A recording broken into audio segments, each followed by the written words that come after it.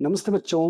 वीएससीपीआर सिद्धांत चल रहा था और उसमें अपन ने सबसे पहले उसमें पढ़ा था कि जिन अणुओं के केंद्रीय परमाणुओं के पास लोन पेयर नहीं होता उनके लिए अपन ने उनकी आकृतियों की बात करी थी। और अब वीएससीपीआर सिद्धांत में ऐसे अणुओं की बात करी जाएगी जिनके केंद्रीय परमाणु के पास ऐसे अणु जिनके केंद्रीय परमाणु के जो संयोजी कोष हैं उसमें आबंध युग्म यानी बॉन्ड पेयर के साथ में कौन सी चीज होगी, लोन पेयर, यानी लोन पेयर भी साथ में हो। और उसके लिए देखो एक एक एग्जाम्पल से इस चीज को समझते हैं। जैसे मान लो SO2 और O3 है, ठीक है। SO2 और O3, इन दोनों के लिए जो इनकी आकृति है वो आती है मुड़ी हुई, वी सेप्ट अपन बोल सकते हैं। वो कैसे, इस बात को समझो। देखो एक एक, जैसे अपन बात कर रहे हैं SO2 की, तो SO2 में जो सल्फर है यह केंद्रीय परमाणु, और केंद्रीय परमाणु है सल्फर के, अपन जानते हैं संयोजकता कोष में जो है इलेक्ट्रॉनों की संख्या 6 होती है। ये स्थिति है, इलेक्ट्रॉनों की संख्या 6 है, उसमें यहाँ ऑक्सीजन जो है वो डबल बॉन्ड के साथ जुड़ना चाहेगी। देखो ये ऑक्सीजन डबल बॉन्ड के साथ जुड़ेगी, ये स्थिति। तो यहां से ये और इधर से ऑक्सीजन, ऑक्सीजन की भी लोन पेयर है। ऑक्सीजन और सल्फर के संयोजी कोष में दोनों के ही सेम 6 इलेक्ट्रॉन होते हैं। देखो 1 2 3 4 ऐसे समझो सल्फर के केस में। अब एक चीज है कि यहाँ 6 है, तो 6 का मतलब है कि ये 2 इलेक्ट्रॉन जो है वो लोन पेयर के रूप में है। और यहाँ पे इस की जो आकृति है वो मुड़ी हुई, इसकी वजह ये है क्योंकि यहाँ पे क्या है, ये बॉन्ड पेयर इलेक्ट्रॉन है, ठीक है। बॉन्ड पेयर इलेक्ट्रॉन है, बॉन्ड पेयर की वजह से जो है, बॉन्ड पेयर और लोन पेयर में क्या है, प्रतिकर्षण है। यहाँ लोन पेयर, ये बॉन्ड पेयर, इसमें रिपल्सन रहेगा, ठीक है। और रिपल्सन की वजह से आकृति रेखीय न होकर क्या हो जाएगी, मुड़ी हुई। ये आपका SO2 का केस है। ऐसे ही जो है O3 के केस में भी वही बात कर सकते हैं। जैसे ऑक्सीजन है बीच में और फिर साइड में भी ये ऑक्सीजन है, ऐसे इस टाइप से O3। तो यहाँ पे क्या है, ऑक्सीजन के संयोजी कोष में कितने इलेक्ट्रॉन हैं, 6 होते हैं। उसमें यूं समझो ये आपके, ये है स्थिति, ये, और यहाँ पे आपकी वही। तो यहाँ से ऑक्सीजन के केस में क्या होगा, यहाँ पे आपके एक लोन पेयर के रूप में ये 2 लोन पेयर हैं ऐसे, और इससे जो आकृति है वो मुड़ी हुई आएगी। क्योंकि कैसे देखो, यहां से हुआ इसका सॉरी, एक ही लोन पेयर होगा यहाँ, ओनली एक लोन पेयर, सॉरी। और यहाँ से ऑक्सीजन के पास टोटल जो इलेक्ट्रॉन का नंबर है, एक जगह यहाँ ये बॉन्ड आपका 2 बनेगा इसमें एक तरफ, और इस टाइप से यहाँ ऑक्सीजन के पास वही, क्योंकि यहाँ अष्टक की बात करते हैं। अष्टक में देखो 4 और 4 कितने हुए, 8। इधर भी ऑक्सीजन के लिए 8 हो गया, 6 और 2 कितने हैं, 8 है। ऐसे ही इस ऑक्सीजन में, ऑक्सीजन के लिए भी वही ऑक्टेट मिलेगा, क्योंकि 4 और 2 6, 6 और 2 कितने हो गए, 8। तो यहाँ भी वही लोन पेयर, लोन पेयर और बॉन्ड पेयर क्या हो गया, रिपल्सन हो गया। Lone pair bond pair repulsion की वजह से जो है ये आकृतियां हैं वो कैसे आती हैं बच्चों, मुड़ी हुई आकृति आती है। ऐसे ही अमोनिया के बारे में बात करते हैं, एक मिनट। देखो ऐसे जैसे SO2 और O3 मुड़ी हुई आकृति है, इसी प्रकार से दोनों के स्ट्रक्चर अपने देखी। इस प्रकार से अमोनिया को देखो एक बार, देखो अमोनिया NH3, ये है नाइट्रोजन केंद्रीय परमाणु, और साथ में नाइट्रोजन के लोन पेयर है, और इधर क्या है, ये बॉन्ड पेयर है। इस टाइप से केवल और केवल बॉन्ड पेयर होते, आबंध युग्म होता तो इसकी जो आकृति है, शेप है, वो त्रिकोणीय समतले आते। लेकिन लोन पेयर की वजह से क्या है, ये रिपल्सन होगा तीनों में। यहाँ भी लोन पेयर बॉन्ड पेयर, इधर भी आपका lone pair bond pair repulsion होगा, ठीक है। और इसके साथ भी जो है वही लोन पेयर बॉन्ड पेयर क्या होगा, रिपल्सन, जिसकी वजह से ये जो आकृति है वो आपके एक त्रिकोणीय पिरामिडीय, यानी त्रिकोण तो ये हो ही जाएगा। जैसे ये नाइट्रोजन है, नाइट्रोजन के साथ में क्या करो, नाइट्रोजन के साथ में हाइड्रोजन, हाइड्रोजन और हाइड्रोजन और लोन पेयर, क्योंकि लोन पेयर का जो प्रतिकर्षण है तीनों बॉन्ड पेयर के लिए क्या होगा, समान रूप से होगा, इस वजह से ये ठीक है। ये इसकी शेप के बारे में बात हो गई। ऐसे ही देखो, ऐसे ही H2 के केस में मुड़ी हुई कैसे आती है, क्योंकि यहाँ ऑक्सीजन क्या है, केंद्रीय परमाणु है। ऑक्सीजन क्या है, केंद्रीय परमाणु है। ऑक्सीजन के संयोजी कोष में कितने इलेक्ट्रॉन होते हैं, 6 इलेक्ट्रॉन होते हैं। दो आपके बॉन्ड बनाने में काम आ गए। इसके साथ में कितने लोन पेयर की बात करोगे, 2 लोन पेयर की बात करोगे। दोनों चीजें हैं, लोन पेयर प्रतिकर्षण सबसे ज्यादा होता है, और फिर यहाँ लोन पेयर बॉन्ड पेयर भी है, रिपल्सन में दोनों ही चीजें हैं, ठीक है। और साथ में बॉन्ड पेयर कम होता है, लोन पेयर ज्यादा होता है, उसके बाद में लोन पेयर बॉन्ड पेयर होता है। तो इस प्रकार से जो है ये भी आपकी मुड़ी हुई आकृति या वी सेट आती है, यानी उल्टे वी के समान, ठीक है। ऐसे ध्यान रखो। अमोनिया में जो बॉन्ड एंगल होता है वो 107 डिग्री के आसपास होता है, जबकि H2 में जो बॉन्ड एंगल होता है वो 104 डिग्री होता है, HOH ये वाला। और अमोनिया के केस में HNH जो बॉन्ड है, HNH वो 107 डिग्री होता है, इस टाइप से, ठीक है।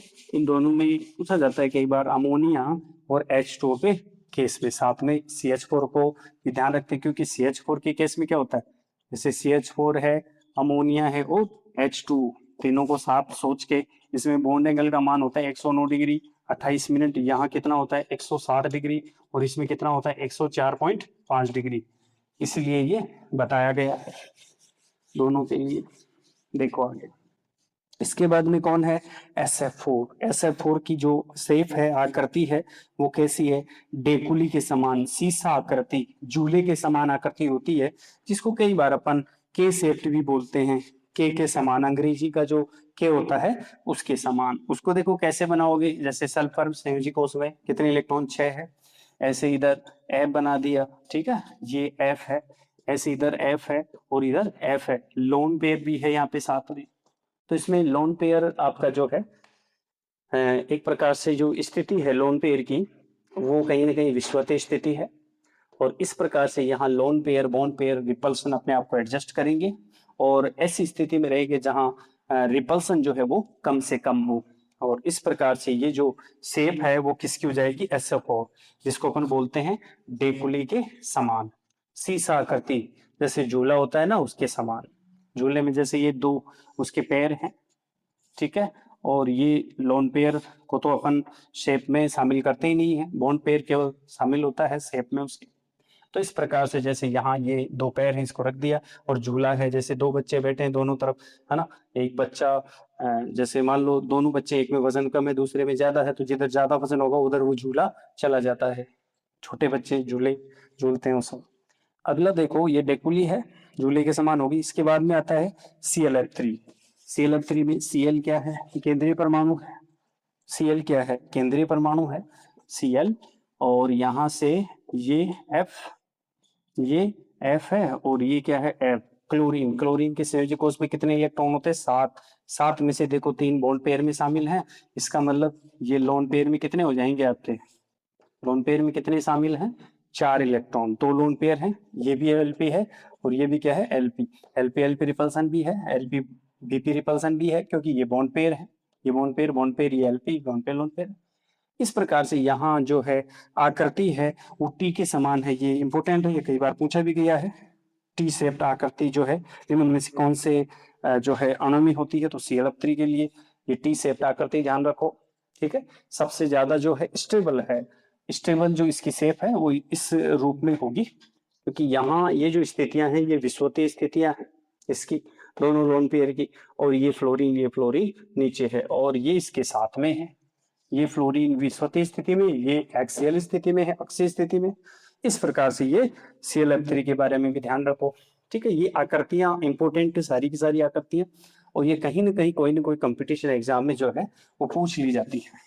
ऐसे ही देखो आगे और कौन है, आगे है BrF5, ब्रोमीन केंद्रीय परमाणु है, ठीक है। ब्रोमीन क्या है, केंद्रीय परमाणु है, और वर्ग पिरामिडीय इसकी शेप दे रखी है। इसका मतलब क्या है, वर्गीय, ऐसे सोचो, ये यहां से ये चीज फ्लोरीन फ्लोरीन फ्लोरीन और फ्लोरीन, ये बॉन्ड पेयर के साथ है, और ये भी एक बॉन्ड पेयर के साथ है। इसके साथ में क्या करो, यहां से एक लोन पेयर की सोच, ये एलपी है आपका, ठीक है, ऑर्बिटल में लोन पेयर है, तो रिपल्सन तो यहाँ भी है, पर कम से कम रिपल्सन मतलब ऐसी स्थिति में एडजस्ट होंगे जिससे कि कम से कम रिपल्सन हो, lone pair bond pair bond pair bond pair सभी में, और इससे जो है आकृति निकल के आती है वर्गीय पिरामिडीय, ठीक है, इस आकृति को बोलते हैं वर्गीय पिरामिडीय। ऐसे तो ये बीआरएफ का एग्जांपल ध्यान रखना, एनसीईआरटी के अकॉर्डिंग है डाटा सारे, इसी तरह जो है वो से बताई जा रही है। इसके बाद में आता है XCF4। XCF4 की कहानी देखो, जीनोन, जीनोन के संयोजी कोष में कितने इलेक्ट्रॉन होते हैं, 8। 8 में देखो आपका है, ये स्थिति बता रहा है वर्गीय समतलीय, इसका मतलब है देखो ये वाली चीज, यहां कौन, फ्लोरीन फ्लोरीन फ्लोरीन और फ्लोरीन, कितने हैं, 4 फ्लोरीन, और जीनोन के संयोजी कोष में 8 इलेक्ट्रॉन होते हैं। तो आपकी ये पोजीशन जो है वो मान लो ये विषुवतीय स्थिति पर हो, जैसे एक्सी है, फ्लोरीन फ्लोरीन फ्लोरीन और फ्लोरीन, ऐसे एक लोन पेयर ऊपर एक लोन पेयर नीचे, इस टाइप से। तो यहाँ भी जो है एक रिपल्सन जो होगा वो कम से कम ऐसी स्थिति में एडजस्ट करेंगे अपने आप को, ये जो बॉन्ड पेयर है, जिससे कि आपका रिपल्सन कम से कम सेट हो, बॉन्ड पेयर हो चाहे लोन पेयर हो। तो इससे जो शेप निकल कर आती है उसे अपन बोलते हैं वर्गीय समतलीय, यानी आपका वर्ग बन रहा है और वो कैसे, समतल में है, क्योंकि आकृति में जो है लोन पेयर का कोई योगदान नहीं होता, केवल केवल बॉन्ड पेयर का योगदान होता है। ऐसे ही देखो, चलो एक और है आपकी, इंपॉर्टेंट है ये भी, इसमें I3-, ये आपका, ये भी एक अलग से पॉइंट, I3- में, और इसमें ये कहा जाता है कि इसकी जो शेप है वो होती है रेखीय, लीनियर।